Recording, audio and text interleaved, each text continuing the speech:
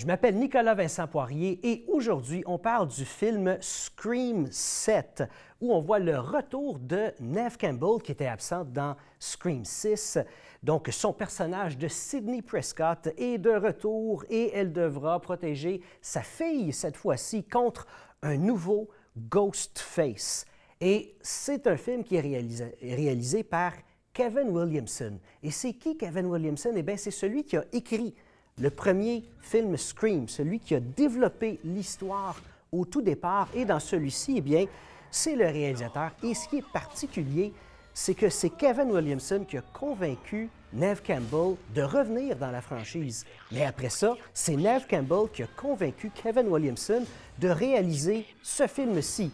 Parce que, bon, il faut le dire, c'est sa deuxième réalisation, Kevin Williamson. Il est beaucoup plus connu au niveau de la scénarisation. Et moi, Scream, la franchise, a une place spéciale dans mon cœur. Parce que je me rappelle, en 96, j'avais été voir le film au cinéma avec mon père et ça m'avait marqué. Parce que ce que j'adore dans les films, c'est, bon, d'essayer de deviner un punch et de ne pas être capable de le trouver. C'est drôle à dire, hein? Un de mes talents, c'est d'être capable de trouver les punchs avant le temps. Et j'adore quand les films m'induisent en erreur et finalement, ben, je ne vois pas ça arriver.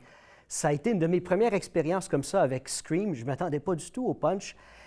Et malheureusement, ce film-ci, Scream 7, c'est loin d'être mon préféré. Et c'est pas le meilleur de la franchise. Est-ce que c'est un film extrêmement mauvais, selon ce que certaines personnes disent? Non, mais on va prendre le temps de discuter pourquoi ce film-là, c'est le moins bon de la franchise. J'ai une idée.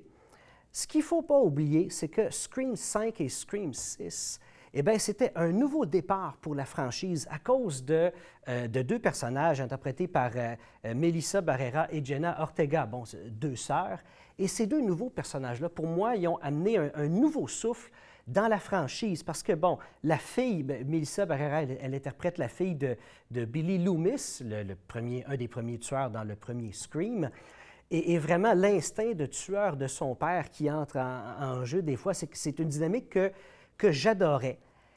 Et la rumeur par rapport à Scream 7, parce qu'il y a eu une autre version de ce film-là qui avait été écrite, c'est que dans celui-là, on allait enfin voir le côté beaucoup plus sombre du personnage que Melissa Barrera interprète, qui allait sortir, elle allait accepter le côté sombre qu'elle a eu de son père. Et ça, c'est une rumeur selon Skeeter Rich, qui interprète Billy Loomis dans le premier film. Donc, ça a été une conclusion, une très bonne conclusion à la franchise, à cette nouvelle trilogie-là de la franchise. Mais tout à coup, bien, il y a un problème qui est arrivé. Il y a eu une perte de crédibilité au niveau de la franchise Scream. Pourquoi? Bien, parce que Neve Campbell, pour le 7, a décidé de ne pas revenir, le 6, excusez-moi, le 6, elle a décidé de ne pas revenir dans la franchise. Pourquoi? Bien, parce qu'elle n'était pas assez payée. Son salaire n'était pas assez élevé, selon elle. Et à cause de ça, bien, il y a beaucoup de fans qui étaient mécontents, disons. Et une franchise au cinéma, il ne faut pas du tout que ça perde sa crédibilité. Si je prends par exemple les films du Marvel Cinematic Universe, okay, le MCU, eh bien, depuis quelques années, eh bien, les gens le public ont de moins en moins confiance en ces films-là. Bon, ils essayent de se rattraper avec Fantastic Four l'été passé et d'autres. Mais bon, quand il y a un problème de crédibilité avec une franchise, ce qui se passe, eh bien, les gens ne vont plus le voir au cinéma, donc plus d'argent à se faire. Et une franchise, eh bien, c'est les vaches à lait des studios. Hein? Il faut pas oublier ça.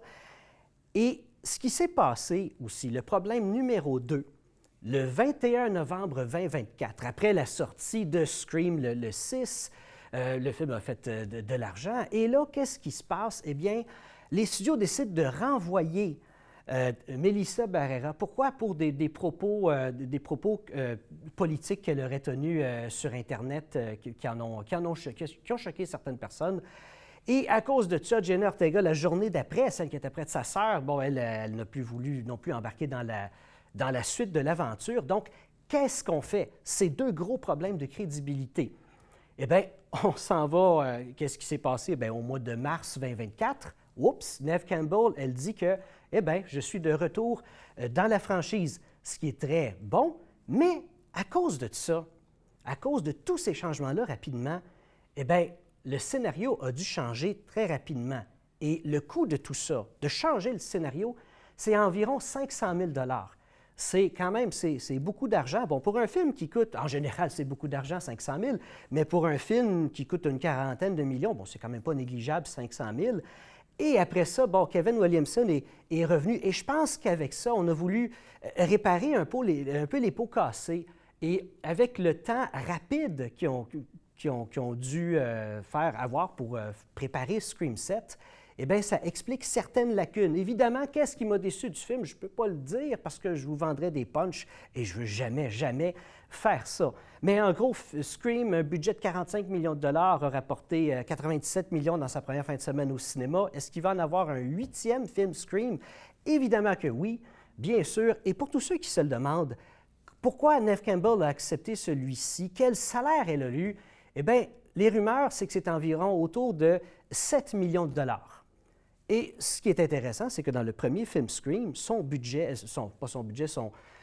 salaire était d'environ 1,5 million de dollars. Scream 7, c'est loin d'être le meilleur de la franchise, mais moi, de mon côté, je n'ai pas perdu espoir et je suis sûr que le meilleur de la franchise Scream est à venir. Et c'est tout le temps qu'on a pour aujourd'hui. Je vous dis à la semaine prochaine.